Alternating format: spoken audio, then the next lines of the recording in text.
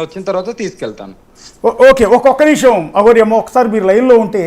వర్షిణి వాళ్ళ అమ్మ లైన్లోకి వచ్చారు, లైవ్లోకి వచ్చారు మనతో పాటు మాట్లాడటానికి. అమ్మ నమస్తే అమ్మ, మీరు ఇవాళ బాధలో ఉన్నారు. నమస్తే సార్. అమ్మ, నేను మిమ్మల్ని ఏడిపించే ఉద్దేశం కానీ మిమ్మల్ని ఇబ్బంది పెట్టే ఉద్దేశం కానీ నాకు ఏమాత్రం లేదమ్మా. నేను కూడా మీ కొడుకు లాంటి వాడిని. అవునండి, మా పాప తప్పుకుని వెళ్ళిపోయిందండి. ఆ అఘోరికి ఎట్టు రెస్ట్ లేవండి, అఘోరిని అరెస్ట్ చేయాలి, అఘోరిని అరెస్ట్ చేయాలి. నా పాపకి ఫోన్ ట్రాఫీలో చేసి దొంగ ఫోన్లు చేసి మళ్ళీ పిలిపించింది. అఘోరి ఎయిట్ రైట్స్ లేవు, అటు ఇటు కానివాడికి ఇస్తే మేమేమని నా పిల్లల్ని ఏం బతికించదండి, నా పిల్లని ఏం బతికిందండి. వాళ్ళ బెంచ్లోకి వచ్చి పడిపోయాడు, నన్ను కొట్టి నేను స్టేషన్కి వెళ్ళి కేసు పడతాం జరిగింది. నువ్వే పిల్లల్ని తీసుకెళ్ళిపోయావు, నువ్వే పిల్లల్ని అమ్ముకున్నావు అని తలంతా గాయాలు. ఇప్పుడు ఎస్ఐ గారి దగ్గరికి వెళ్ళి కేసు పెడతానంటే ఎస్ఐ గారు నన్ను ఇప్పుడు వచ్చి అమ్మ నువ్వు ఇంటికి వెళ్ళు, నేను వస్తానంటే ఇంటికి వస్తే ఇంట్లో కాడ రానిపోతే నేను బయట దాక్కుంటే మా బాబు ఎండలో అంతా తిరిగి వచ్చి నన్ను అమ్మ రెడీ అవ్వు, ఏంటి హైదరాబాద్లో ఏదో స్టూడియోలో ఉందంటే పాప లైవ్ ఇస్తుంది మనం వెళ్దామంటే నేను పొద్దున్న పెట్టి మేమేమీ తెలియలేదండి. పాషం కానీ వెళ్ళిన పిల్ల పారిపోయిందండి అటు నుంచి, అటు గేట్లో నుంచి. ఎంతో వశీకరణ చేసి నా పిల్లని అంత మాయ మాటలు చెప్పి తల్లిదండ్రులను ఏడిపించి నువ్వు మా పిల్లల్ని వశపరుచుకుంటా నీకు ఏం సుఖం ఉండేది. అఘోరి నిన్ను అరెస్ట్ చేయాలి, దయచేసి చెబుతున్నాను. పోలీస్ డిపార్ట్మెంట్ వారికి, డీజీ గారికి, ఎస్పీ గారికి, చంద్రబాబు నాయుడు గారికి, పవన్ కళ్యాణ్ గారి, నారా లోకేష్ గారికి ఇటు మాయ మాటలు చెప్పి నా పిల్లల్ని తీసుకెళ్ళి వసపడి ఏం పెళ్ళండి అటు ఇటు కానిడుతా నా కూతురు ఏం సుఖపడుతుందండి. ఏమైనా మంచాన్ని తీసుకెళ్ళిందండి దేనికండి? ఆ పిల్లకి కడుపులో మందు ఉందండి, వశీకరణ చేసిందండి. మేము తీసుకెళ్లే క్రమంలో మళ్ళీ ఫోన్ చేసి రప్పించిందండి. అదే మమ్మీ, అదే అబ్బాయితో లేచిపోతే మీరు ఇష్టపూర్వకంగా, అదే అబ్బాయితో లేచిపోతే ఇష్టపూర్వకంగా పెళ్లి చేసేవాళ్ళ?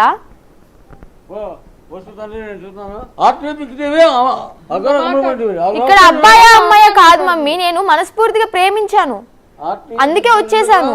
నన్ను ఎవరు వశీకరణ చేసుకోలేదు, ఏ పసర్లు పూయలేదు, ఎలాంటి మందు పెట్టలేదు.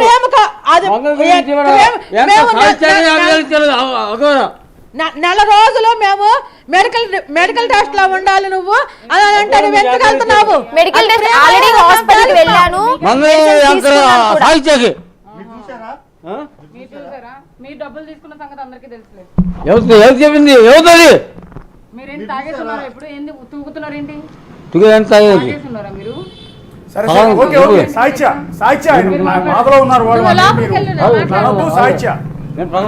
తల్లితో మాట్లాడించండి, ఆయనతో ఏమి ఆర్గ్యూ చేయొద్దు. ఆయన బిడ్డ రైట్ ఉంటుంది సాహిత్య, ఆయన బిడ్డ మీద ఆయనకి రైట్ ఉంటుంది. ఆయన బాధలో ఉన్నారు అన్నా కూడా ఏం పర్లేదు, ఇబ్బంది ఏం లేదు.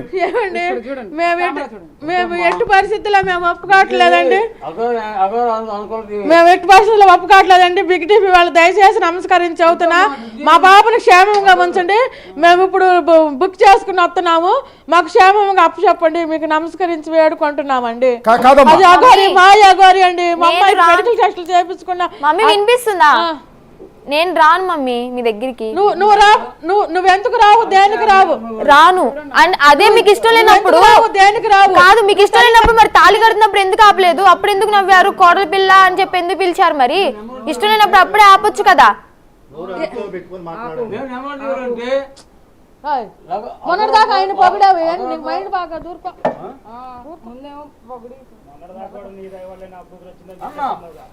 వీడియో వాళ్ళందరూ సహకరించారండి, ఆ టీవీ ఈ టీవీ అని కాదు, ఆయనకి మైండ్ బాగా. అదిలే ప్లేట్ తిప్పింది నువ్వేనా కోటయ్య? ఏం కాదు, ఆమెకి మానసిక వైద్యశాలలో మేము గుంటూరు చేసామండి. ఆ మైండ్ సెట్ ఎవరు నాకు పిచ్చి పట్టిందని చెప్పి అనుకోరు మమ్మీ. అట్లా చేస్తుంది. అమ్మా మీ అమ్మాయికి ఏమీ కాలేదమ్మా, మీరు బిగ్ టీవీ స్టూడియోలో మీ అమ్మాయికి ఏమీ కాలేదమ్మా, కాకపోతే ఒత్తిడిలో ఉంది. ఏమండి తల్లిదండ్రులుగా మీకు నమస్కరించి చదువుతున్నామండి. అమ్మాయి టెన్షన్. నేను మిమ్మల్ని ఒకటి అడిగా మొన్న, గుర్తుందా లైవ్ లో ఉన్నప్పుడు? అమ్మమ్మా నేనేది ఏంటంటే మొన్న మిమ్మల్ని ఒకటి చెప్పాను, నేను అడిగాను ఒకటి. అమ్మ మీ బిడ్డ రాగానే ఒళ్ళో పడుకోబెట్టుకుని తల్లి ఏం జరిగిందో చెప్పమ్మా, ఏమి ఇబ్బంది పడుతున్నావు నువ్వు ఏంటి అని మాట్లాడమని అడిగా నేను. మీరేమన్నా నా కూతురు నేను గుండెల్లో పెట్టుకుంటానయ్యా, ఖచ్చితంగా నా బిడ్డతో నేను పర్సనల్గా మాట్లాడతానన్నారు. పెట్టుకుంటాం సార్, చూసుకుంటాం సార్. లేదు అవును, మరి మమ్మీ బిడ్డ వచ్చిన గుజరాత్ నుంచి వచ్చినాక అర్ధరాత్రి కాడ వెళ్ళాం సార్, అర్ధరాత్రి కాడ వచ్చాం సార్. అంటే గుజరాత్ నుంచి అట్లా వచ్చినాక అట్లా మీ అమ్మాయితో గుండెలో అట్లా పెట్టుకుని మాట్లాడారమ్మా, చూసుకుందామని మనసు విప్పి. రేపుల్లో మూడో ఫ్లోర్ లో ఏసీ రూమ్ మాట్లాడామండి. కాదమ్మా, ఓకే, రేపల్లో 3వ ఫ్లోర్ లో ఏసీ రూమ్ మాట్లాడి అక్కడ పెట్టించి అక్కడ పెడదామని తీసుకెళ్లే క్రమంలో ఈ పిల్ల ఇలా చేసింది సార్. నేను రాను, మీరు ఇప్పుడు బలవంతంగా నువ్వు లాక్కెళ్ళి నా రావద్దని శవాన్ని గట్టి చూస్తారు రైట్స్ కానీ లేవమ్మా, నువ్వు కాదు, మీరు బలవంతంగా తీసుకెళ్ళి నా శవాన్ని చూస్తారు కానీ మంచిగా అయితే చూడలేరు. నేను ఫిక్స్ అయిపోయాను, నాకు పెళ్లి అయింది మమ్మీ. నేను ఇప్పుడు చెప్తున్నా విను మమ్మీ, నేను ఇప్పుడు చెప్తున్నాను, నాకు పెళ్లి అయింది. నాకు ఒక తోడున్నారు ఇప్పుడు, ఆయనతోనే సహజీవనం చేయాలి. నేను మైండ్ బాగాదు, ఆయనతోనే సహజీవనం చేయాలి. అదే హాస్పిటల్ నుంచి పేపర్ తెచ్చారు కదా, చూపించండి బాలేదని. హైదరాబాద్ లో ఉందంటే అందుకే కదా తెచ్చుకున్నారు. మేము వచ్చి మాట్లాడి అక్కడ అన్ని చూపించుకుని పాపం తీసుకుంటామని. నేనైతే రాను మీతో. అమ్మా అమ్మా అమ్మా, ఇప్పుడు ఒకసారి మీ పాపతోనే మాట్లాడండి. పాపని మేము పిలిపించలేదమ్మా, మీకు మళ్ళీ చెప్తున్నాం. నేను నా సొంతగా వచ్చాను, ఎవరి బలవంతం లేదు, వాళ్ళేం పిలిపించలేదు నన్ను. బిగ్ టీవీకి నేనే కావాలని స్వయంగా వచ్చాను. అక్కడ అంటే సార్ బిగ్ టీవీలో ఉంచండి సార్, మేము వస్తున్నాం, మేము కూడా అక్కడ లైవ్ ఇస్తాము. లేదు రావద్దు మీరు, నేను వెళ్ళిపోతాను అప్పటికే. ఐఎమ్ ద మేజర్, నా డెసిషన్ నేను తీసుకోగలను. మీరు వచ్చేంత వరకు నేను ఇక్కడ ఉండలేను. ఎక్కడికి వెళ్ళిపోతావు? నా ఇష్టం అది. సార్ కొంచెం ఉంచండి సార్. వాళ్ళు ఎలా ఉంచుతారు మమ్మీ, వాళ్ళు ఆపే హక్కు వాళ్ళకు లేదు. కాదు నేనేమంటానంటే అమ్మ బాధ ఒక్కసారి మీరు అర్థం చేసుకోండి. అమ్మ మిమ్మల్ని కన్న అమ్మ 9 నెలలు కని పెంచిన తల్లి. నేనేమంటానంటే నువ్వు చక్కగా ఉండాలని కోరుకుంటున్నాను.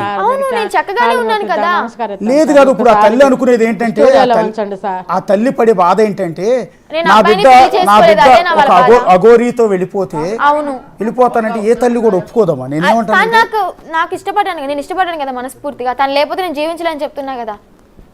గుజరాత్ నుంచి తీసుకొచ్చిన తర్వాత నేను ఎంత ఏడ్చాను, ఎంత వేదన పడ్డాను అనేది, నైట్లు తినకుండా, తిండి కూడా సరిగ్గా తినకుండా ఎలా ఉన్నాను అనేది నాకు తెలుసు. అది వాళ్ళకి అవసరమా? ఆడపిల్ల ఏడుపు అనేది ఊరికే తగులుతుంది. నేను ఊరికే చెప్పను, నా ఫ్యామిలీ అమ్మ నాన్న అని అలా కాదు. ఆడపిల్ల ఏడుపు అనేది ఇష్టం లేకుండా బలవంతం చేస్తే ఏడుపు అనేది ఊరికే తగులుతుంది. నా కర్మ నేను అనుభవిస్తున్నా కదా, వదిలేయచ్చు కదా. ఏమో నా తలరా తింటే రాశాడేమో ఆ బ్రహ్మ. నా జీవితం నన్ను బతకనివ్వండి. అంటే ఎట్లా వదిలేస్తారమ్మా? తల్లి కదా, నిన్ను కనిపించిన తల్లి తండ్రి.